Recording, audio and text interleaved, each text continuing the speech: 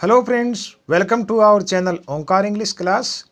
दोस्तों, आपने 10 सीखे हैं, इंग्लिश में बहुत सारे वर्ड सीखे हैं, तो क्या आप इन वाक्यों का इंग्लिश में ट्रांसलेशन कर सकते हैं? 1 नंबर वाक्य लिखा है, एक राजा था। 2 नंबर वाक्य है, कुछ गलत है। 3 नंबर वाक्य है, यहाँ एक आदमी है। 4 नंबर वाक्य है, मेरे मकान के निकट एक दुकान है। दोस्तों, इंग्लिश में किसी बात का होना और नहीं होना बताने के लिए वाक्य की शुरुआत देर से करते हैं। तो आज आपको पढ़ना है यूज ऑफ देर, यानी देर का प्रयोग। तो इसकी वाक्य रचना इस प्रकार होती है। सबसे पहले हम लिखते हैं देर के बाद में बी, यानी अकॉर्डिंग टू सब्जेक्ट और टाइम, सब्जेक्ट के अनुसार या फिर समय के अनुसार, is, am, are, was, were, will be आदि। तो 1 नंबर वाक्य है, एक राजा था।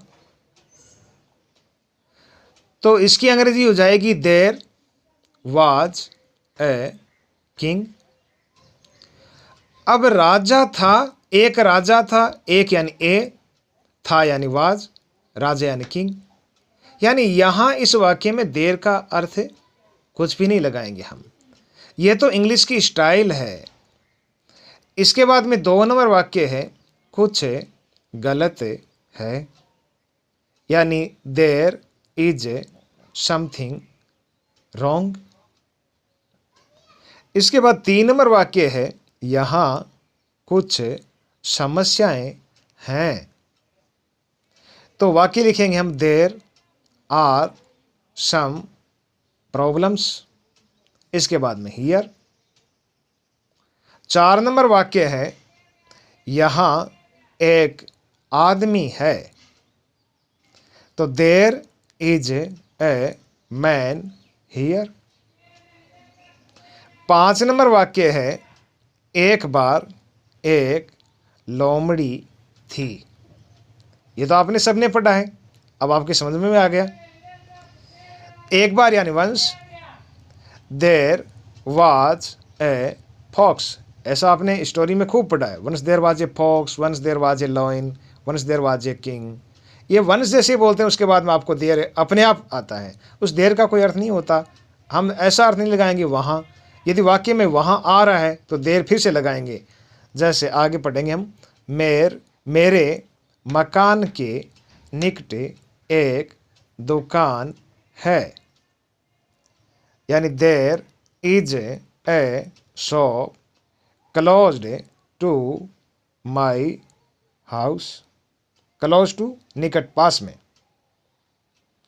इसके बाद में वहां काफी भीड़ थी, बात भूतकाल की है। There was a large crowd.